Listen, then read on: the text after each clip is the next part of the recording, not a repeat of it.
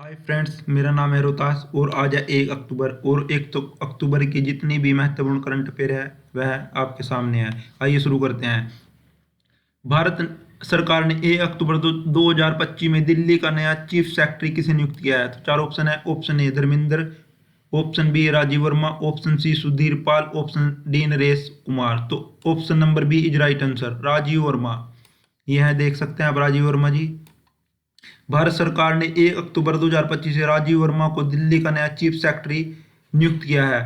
वह धर्मेंद्र का स्थान लेंगे जो 30 सितंबर 2025 को सेवानिवृत्त हो रहे हैं। Next question. भारत और ईएफटीए देशों के बीच मुक्त व्यापार समझौता एफटीए कब से लागू होगा? चार ऑप्शन है। 1 जनवरी 2026, एक ऑप्शन बी 1 जुलाई 2025, ऑप्शन सी 1 अक्टूबर 2025, ऑप्शन डी 31 दिसंबर 2025। तो right answer is option number C, 1 अक्टूबर 2025।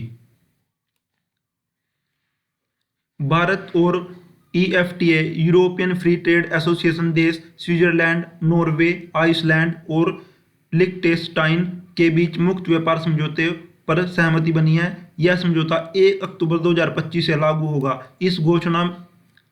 इसकी घोषणा भारत के वाणिज्य मंत्री पीयूष गोयल ने Uttar Pradesh international trade show जो कि ग्रेटर नोएडा में हुआ में की है। इसमें भारत को यूरोपीय देशों के साथ व्यापार और निवेश बढ़ाने का अवसर मिलेगा। भारत पहले ही यूएई, ऑस्ट्रेलिया, यूके जैसे देशों के साथ एफटीए कर चुका है। Next question. विश्व food India 2025, world food India 2025 New Delhi में आयोजित किया गया। इस आयोजन से जुड़ी कौन सी जानकारी सही है? ऑप्शन ए, आयोजन केवल कृषि मंत्रालय द्वारा किया गया। ऑप्शन बी, 1.2 लाख करोड़ से अधिक के निवेश पर हस्ताक्षर हुए, केवल 10 कंपनियों ने डील साइन में भाग लिया। ऑप्शन नंबर डी, इस आयोजन से केवल 5,000 रोजगार की संभावना है। तो option number B is right answer, 1.2 lakh crore से अधिक के निवेश एमओयू पर हस्ताक्षर हुए। व्याख्या। विश्व फूड इंडिया 2025 खाद्य प्रसंस्करण उद्योग मंत्रालय द्वारा आयोजित हुआ है। इसमें 26 प्रमुख घरेलू और अंतर्राष्ट्रीय कंपनियों ने भाग लिया। 1.2 लाख करोड़ से अधिक के निवेश एमओयू पर साइन हुए। इस आयोजन से 64,000 प्लस प्रत्यक्ष और 10 लाख से अधिक अप्रत्यक्ष रोजगार सृजन की संभावना है। Next question. हाल ही में भारत और भूटान ने अपनी पहली सीमा पार रेल कनेक्टिविटी को मंजूरी दिया है। इसमें कौन सी दो नई रेल लाइनों को शामिल किया गया है? ऑप्शन ए, सिलीगुड़ी थिम्पू और जलपाईगुड़ी पारो। ऑप्शन नंबर बी, कोकराझार गलेपू और बनरहाट समत्से। ऑप्शन सी, गुवाहाटी फुटसोलिंग और हसीमारा पारो। ऑप्शन डी, कुछ बिहार थिम्पू और अलीपुर द्वार गलेपू। तो option number B is right answer, Kokrajhar Gelephu और बनरहाट समत्से। भारत और भूटान ने सितंबर 2025 में अपनी पहली सीमा पार रेल परियोजना को मंजूरी दी है। इसमें दो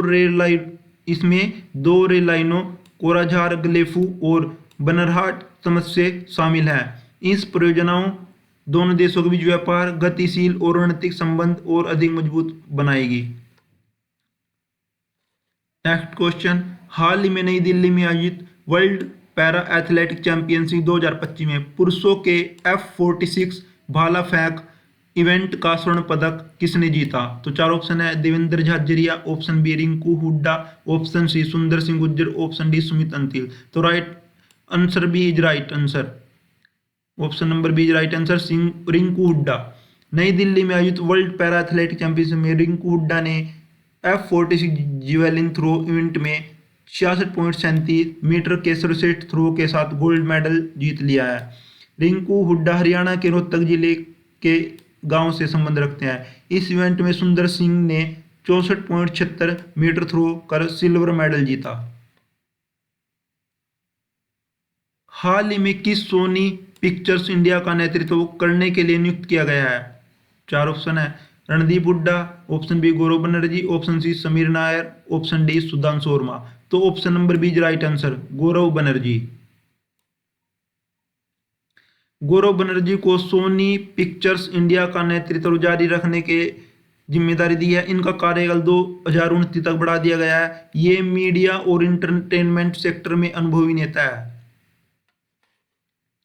सीमा सुरक्षा बल बीएसएफ ने पाकिस्तान और बांग्लादेश सीमाओं पर सुरक्षा और संचालन क्षमता बढ़ाने के लिए हाल ही में किस प्रणाली का शुभारंभ किया है?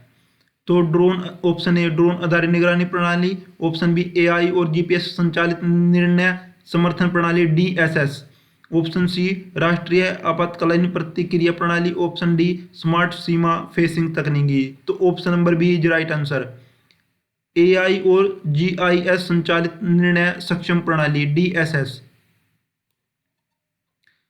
ये देख सकते हैं आप डीएसएस प्रणाली जो कि एआई और जीआईएस संचालित है।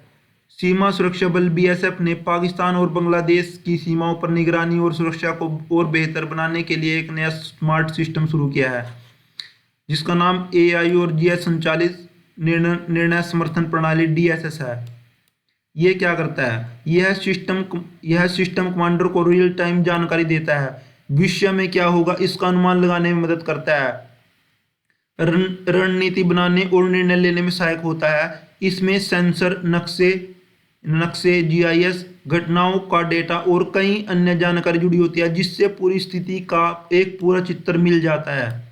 मुख्य तकनीकी एआई आर्टिफिशियल इंटेलिजेंस मशीनों को सोचने और निर्णय लेने की शक्ति में मदद करता है। जीआईएस ग्राफिकल इंफॉर्मेशन सिस्टम नक्शों और स्थान की जानकारी देता है। इसे बीएसएफ के महानिदेशक दिलजीत सिंह चौधरी ने शुरू किया। नेक्स्ट क्वेश्चन, कौन से अभिनेता को इंटरनेशनल एमी अवार्ड के में फिल्म अमर सिंह चमकीला के लिए सर्वश्रेष्ठ अभिनेता बेस्ट एक्टर श्रेणी में नामांकित किया गया है? चार ऑप्शन है। Option number A Aamir Khan, option B Shahrukh Khan, option C Diljit Dosanjh, option number D Ranbir Kapoor. तो option number C is right answer, Diljit Dosanjh.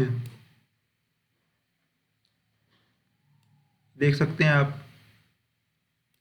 Diljit Dosanjh nominated for best actor at international Emmy award 2025 for Amar Singh Chamkila. ये देख सकते हैं आप, अमर सिंह चमकीला की तरह बने हुए हैं दिलजीत दोसांझ। दिलजीत दोसांझ ने इम्तियाज अली की बायोग्राफी अमर सिंह चमकीला में महत्वपूर्ण भूमिका निभाई है। इस फिल्म में उन्होंने पंजाबी लोक गायक अमर सिंह चमकीला की भूमिका निभाई है जो अपने साहसी गीतों और जनप्रियता के लिए जाने जाते हैं। उनकी भूमिका और दमदार अभिनय के लिए उन्हें इंटरनेशनल एमी अवार्ड 2025 से सर्वश्रेष्ठ अभिनेता बेस्ट एक्टर श्रेणी में नामांकित किया गया।